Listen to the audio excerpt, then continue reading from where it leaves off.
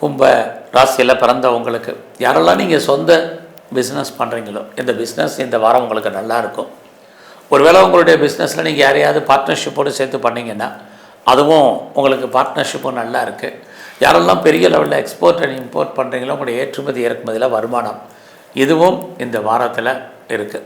So இந்த வாரம் இது வரைக்கும் மேரேஜ் தள்ளி போனவங்களுக்கு திருமணத்துக்கான வாய்ப்பு அல்லது உங்களுடைய மேரிட் லைஃப் ஹாப்பி மேரிட் லைஃபாக இருப்பதற்கான சுச்சுவேஷன் இது அத்தனையும் உங்களுக்கு உண்டு. ஸோ உங்களுக்கு லவ் அஃபேர் இருந்தாலும் உங்களுடைய லவ் சக்ஸஸ் ஆகிற நிறைய ஸ்ட்ரகிள் இந்த வாரத்தில் இருக்குது. ஸோ இந்த வாரம் யாரெல்லாம் ஹையர் ஸ்டடி பண்ணுறீங்களோ உங்களோட ஹையர் எஜுகேஷன் நல்லா இருக்குது.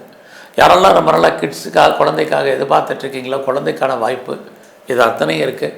ஒரு பக்கம் குழந்தைகளால் மகிழ்ச்சி, குழந்தைகளால் சந்தோஷம், குழந்தைகளால் நன்மை இது அத்தனையும் உண்டு. குடும்பத்தில் சுப காரியங்கள் நல்லது நடப்பதற்கான சுச்சுவேஷன் இது அத்தனையும் இந்த வாரத்தில் உங்களுக்கு இருக்குது. இந்த வாரம் அம்மாவுடைய உடல் ஆரோக்கியத்தில் கவனம் செலுத்துங்க.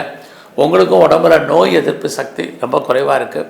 இந்த வாரம் வேலை வாய்ப்புகள் உங்களுக்கு பரவாயில்ல.